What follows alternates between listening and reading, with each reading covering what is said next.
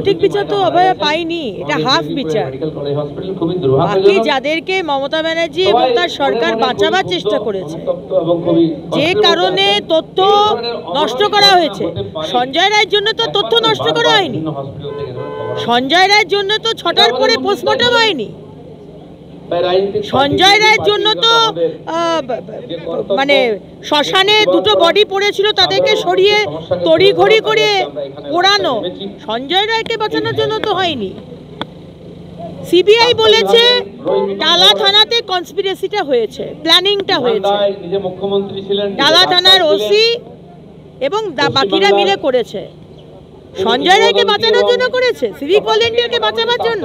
আমরা নিশ্চিন্ত থাকতাম যে কমপক্ষে বাকি যারা যারা আছে তাদের নাম শুনতে চাই, সিবিআই এর কাছে তাদের নাম জানতে চাই। শিক্ষা ব্যবস্থা নিয়ে পশ্চিমবঙ্গে এটা হাফ হলো, হয়তো সঞ্জয় রায় ছিল, হাফ হলো। শিক্ষা ব্যবস্থার মাধ্যমে বহু বাকিরা কোথায়? সাপ্লিমেন্টারি চার্জশিট দিক, আমরা সেই সব নাম জানতে চাই। সেবা দিয়েছেন। আর সঞ্জয় রায়ের জন্য রাষ্ট্রপতি হয়েছেন প্রণব বাবু, ক্যাপিটাল পানিশমেন্ট, আর কোনো পানিশমেন্ট নয়। সারা পশ্চিমবঙ্গে এই স্যালাইন ব্যবহার করে যাচ্ছে। 2015 সালে উদয়ন মিত্র কমপ্লেন করেছিলেন, তাকে সরিয়ে দেওয়া হয়েছিল।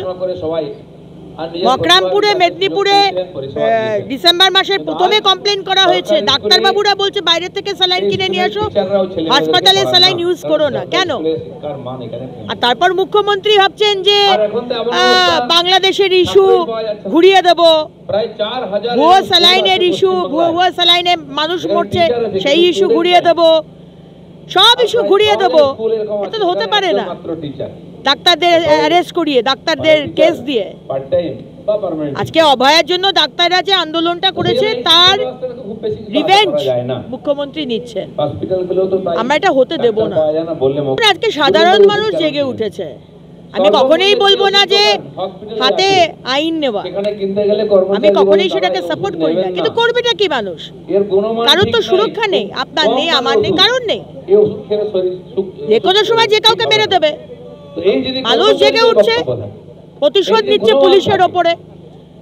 পুলিশ তোলাবাজি করছে, গরুর গাড়িগুলো থেকে টাকা নিয়ে গরুর গাড়ি পাস করাচ্ছে, গাছ কাটা হচ্ছে, জল হচ্ছে, বালি চুরি হচ্ছে, সবেতে থানা পয়সা নিচ্ছে।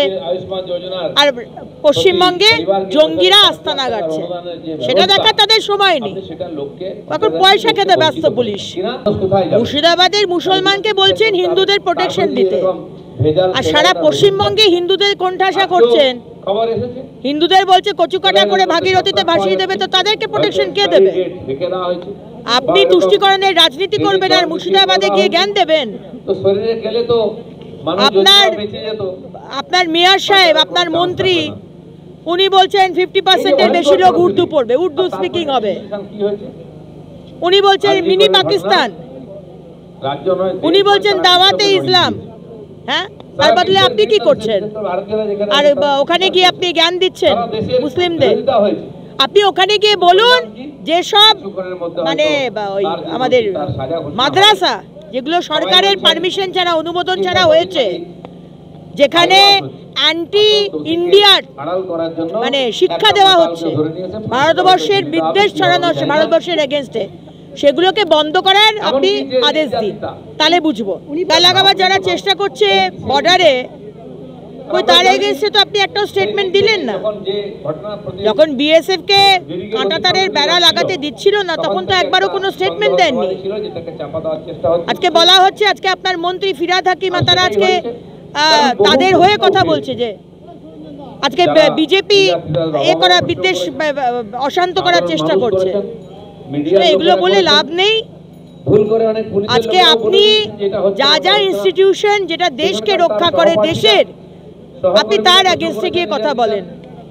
আর যারা জঙ্গি, যারা ভারতবর্ষকে আক্রমণ করছে, আপনি তাদের পরে হয়ে কথা বলেন। আপনি সম্পূর্ণভাবে তুষ্টিকরণের রাজনীতি করছেন।